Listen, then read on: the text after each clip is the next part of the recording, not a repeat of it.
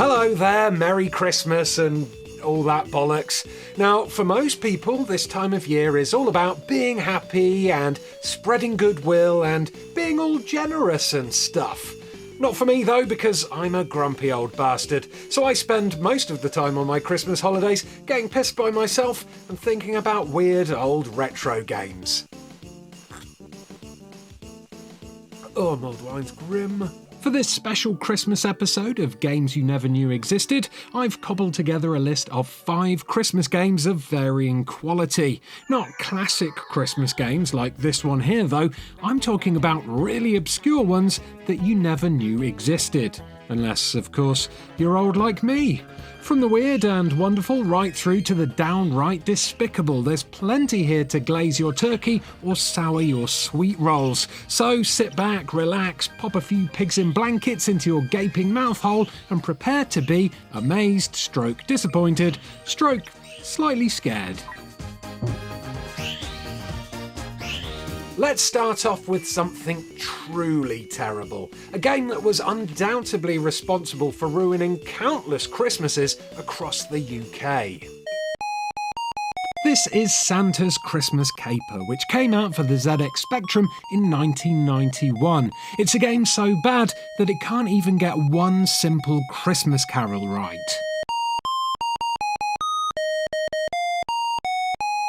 Sweet baby Jeebus, that's painful.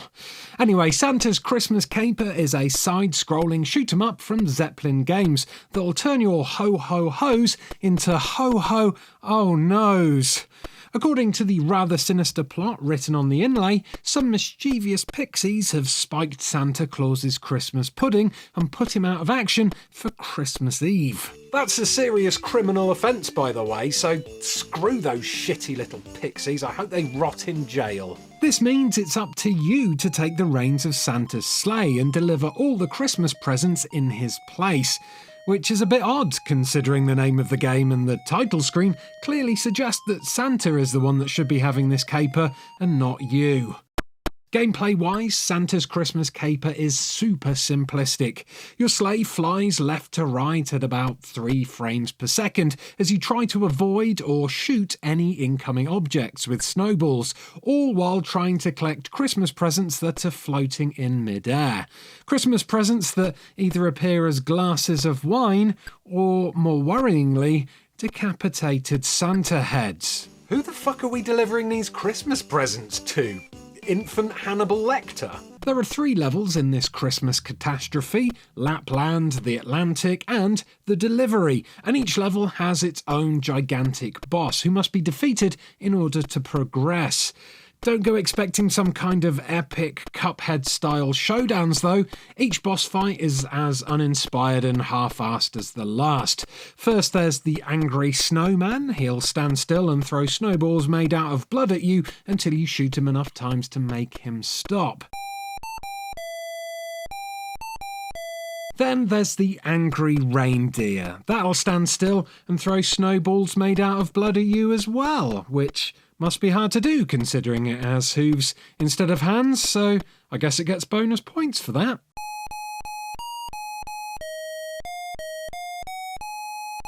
Then finally, and rather inexplicably, you have to defeat some kind of kaiju Santa Claus. He stood on top of a house all pissed off and lobbing, you guessed it, snowballs made out of blood right at your face.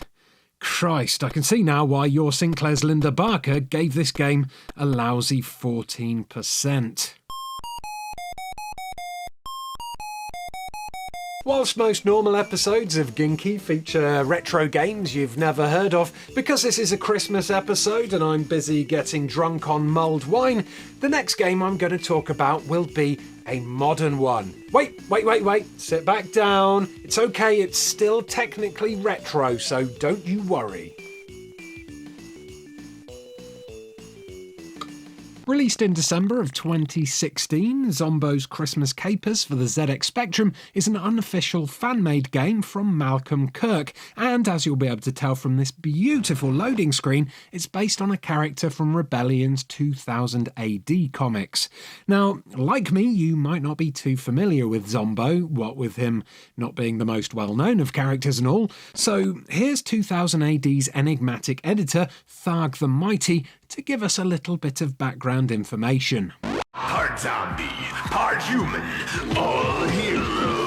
Zombo defends the weak and pathetic from crazy sentient worlds, insane media moguls, and other horrible things. Zombo may be a decomposing lump of genetically engineered flesh, but that doesn't stop him from being an absolute looker.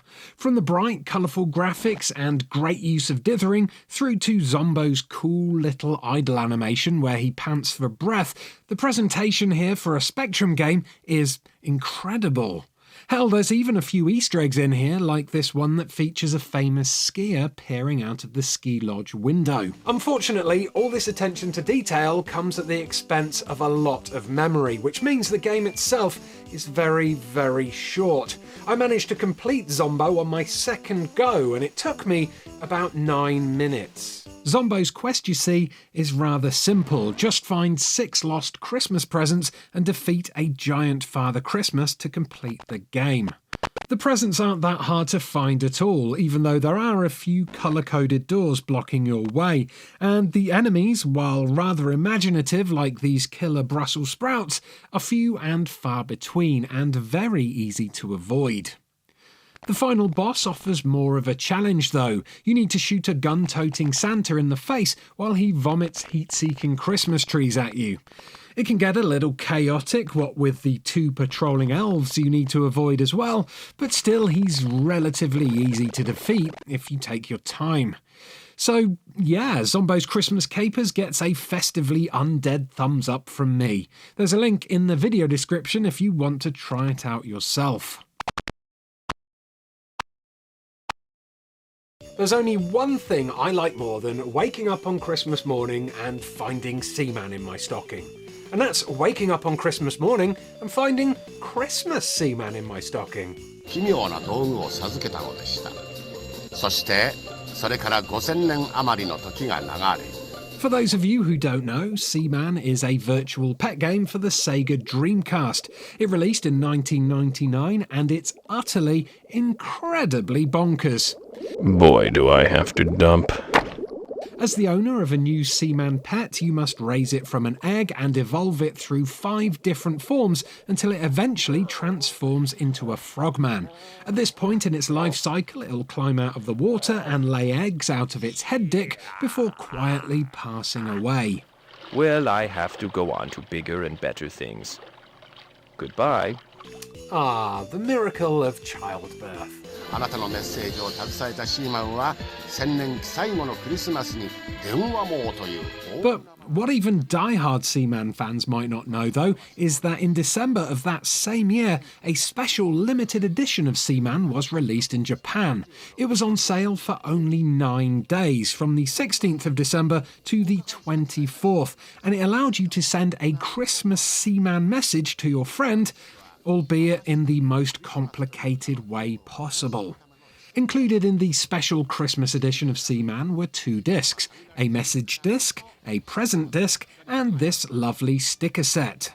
While the present disc included pretty much the standard game, the message disc played this special intro.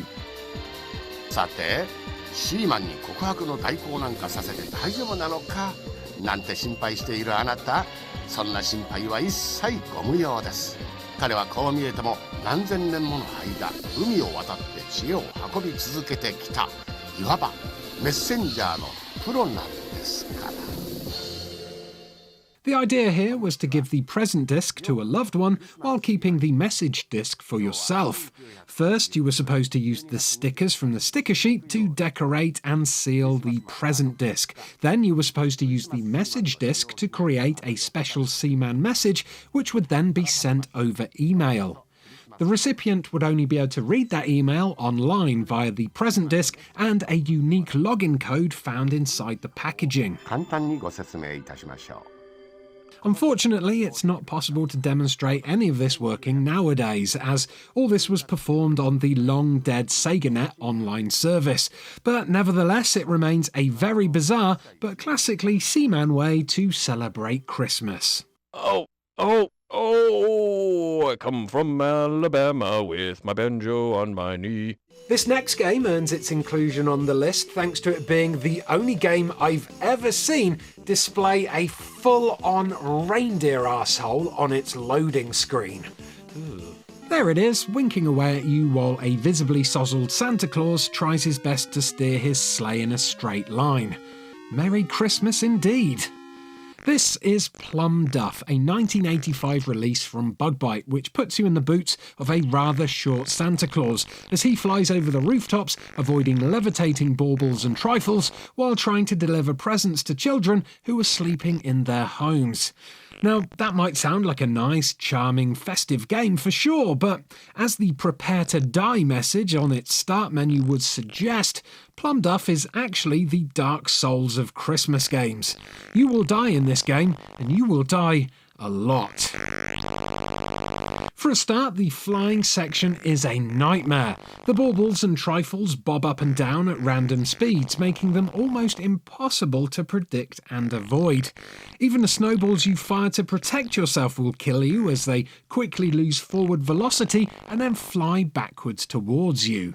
The real difficulty, though, comes once you've squeezed Santa's tubby little tummy down a chimney. By steering your sleigh into a chimney, you'll enter a house, and the game will then change into a side-scrolling puzzle platformer. The top half of the screen is the play area, while the bottom half is split into two. One side is for hints, tips, and Christmas jokes. The other shows the Christmas wish of the child who lives in that house. Some of the wishes, like a glove puppet or a clockwork train, are fine, but others, like this one, Dear Mr. Claus, I want to snozzle a wazzle, well, they're absolutely bizarre and provide no clue as to what it is you're searching for at all. This means you need to trial and error your way around the houses, searching for and swapping presents around, all whilst trying to avoid being murdered by the children you're supposed to be helping. But if by some Christmas miracle you do manage to deliver all the presents, the game has a rather unique reward for you, a special printable certificate to prove you've completed the game. This was a task that was so hard, by the way, that even the game's creator, Jazz Brook, thought it was impossible. It's a pity Plum Duff is so teeth-grindingly hard, because there's the framework of a pretty decent game hidden underneath all the aggravation. The interior levels in particular give the game loads of originality and character, and some of the messages that pop up on screen are genuinely amusing. In fact, I even spotted a lovely little Easter egg in there while I was playing, a request for a paint box or crayons from the legendary Spectrum artist Oliver Frey. I saved this final Christmas game you never knew existed until last because, well, it's all about us. Sort of. This is Christmas Cracker, a ZX Spectrum game made in 2007 exclusively for Eurogamer to give away to its readers over the Christmas holidays. Programmed by Jonathan Caldwell of Egghead fame and starring Egghead himself, this 10-screen adventure game tasks you with rescuing the Eurogamer staff who have been snowed in at the Eurogamer offices on Christmas Eve. That's pretty cool, right? Well, yes. Kind of. The trouble is, only one person in the game actually works for Eurogamer anymore, and that's the big boss man and owner of Gamer Network, Rupert. Other people featured were our old editors, Kristen Reed and Tom Bramwell. There's Chris Wilkins, who now produces his own line of nostalgic books under the label Fusion Retro. There's Pat Garrett, who left Eurogamer to start VG247 before then leaving there to become an author. And finally, there's Spanners? I'm really sorry, but I don't have a clue who Spanners is. How awkward. Answers on a postcard if you know, please. While the caricatures of each staff member are very nicely done, the rest of the game does feel a little slapdash, although to be fair, it was probably cobbled together in a few hours for free, so I shouldn't really complain. Because of the limited amount of rooms, you can probably complete Christmas Cracker in about 5 minutes if you rush. The hazards are easily avoidable, the puzzles that involve digging into snowdrifts are almost too simple to be called puzzles, and you get a generous amount of lives to play around with. The worst thing about this game, though, is this bit here. This is nothing like how our office looks, so calling it the Eurogamer office is a complete lie. For a start, we've got white walls, not red, and those CRT TVs on wheels were thrown away ages ago because they kept biting people's ankles. Talk about taking artistic liberties. Oh well, at least Caldwell got Rupert's hat right, I suppose. And that's it. Those were 5 crazy Christmas games you never knew existed. Hopefully you enjoyed this video. If you did, there's plenty more GYNKE episodes on screen for you to click on right now. Do subscribe for more episodes, and most importantly, do have a very Merry Christmas. Thank you for watching. Goodbye. Oh, this is